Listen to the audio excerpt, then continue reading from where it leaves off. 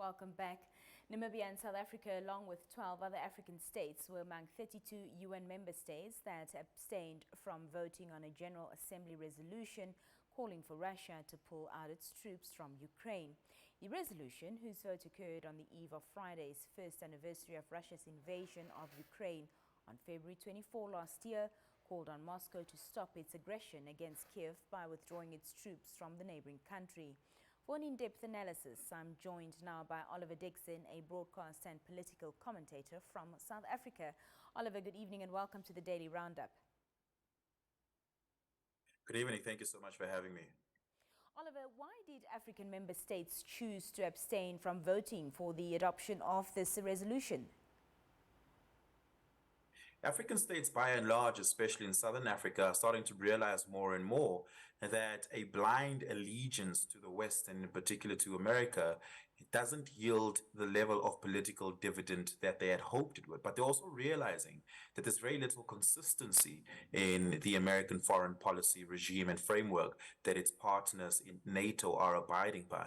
And so African states, by and large, are beginning to formulate a sort of foreign policy that is non-aligned, but that keeps its options open. What it realizes is that it has to put its own interest and that of its citizens ahead. In South Africa, in particular, there's a very interesting history between the ANC, for instance, and Russia. The ANC and China, in particular, especially as liberating enablers and liberating partners for Umkhonto we Sizwe, for instance, or even the ruling party as it was today.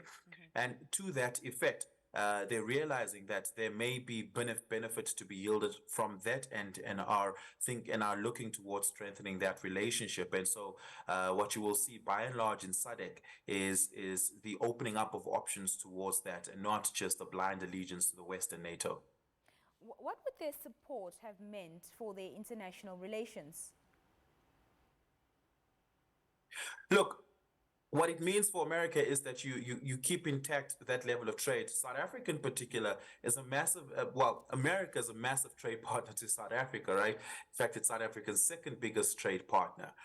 It means that you're keeping that intact. But what it also means is that you're avoiding a situation where your relationship with America becomes adversarial. And that adversarial relationship may translate into hostile trade relationships. And that may have an impact on South Africa. But what South Africa thinks at the moment, and what countries are like, if you look across East Africa and most of Southern Africa, what they lose on the one end, they can gain on the other. China, for instance, is a good example of being aggressive in its economic foreign policy across Africa, in particular South Africa. The new Chinese foreign minister that was appointed in October last year had already visited 10 African countries so far. And looks to further strengthen that, that relationship. What that often translates to is preferential trade agreements. But what it also means is that access to loans and bailouts for institutions. If you think about what's happening in Kenya and Zambia and Malawi, for instance, where the ports and for instance, the rail network are heavily backed by Chinese investments. Similarly, so could it be the case with Russia. Some are of the opinion that the West, is flexing its economic muscle to pressure some of the developing nations in supporting their campaign against Russia. What do you make of that statement?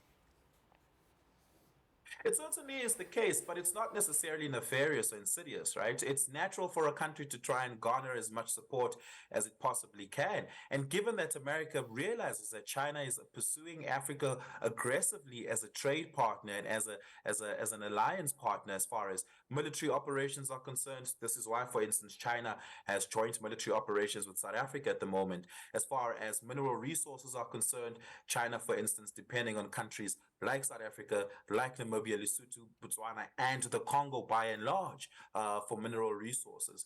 Recognizing that that is what China's policy is, it realizes that it's a strategic, Africa and Southern Africa in particular is becoming a strategic partner to China.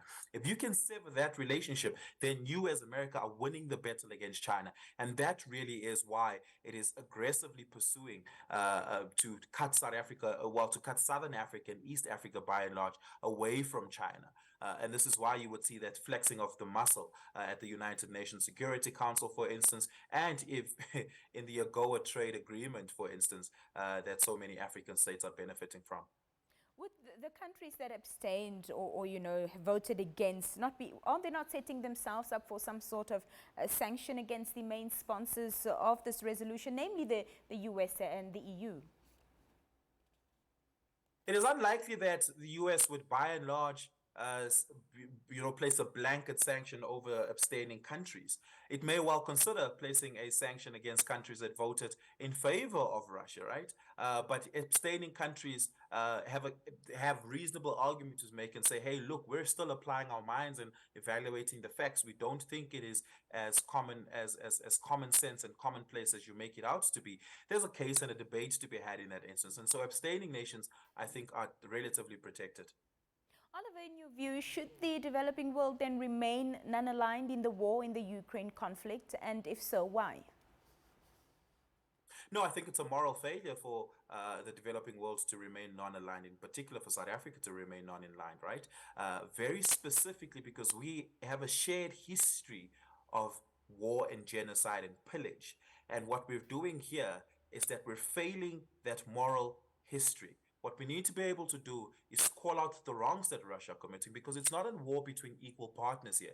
Ukraine is a significantly weaker country, granted, supported by and large by the weapons of the West and the financial backing of the West, but it's a significantly weaker country.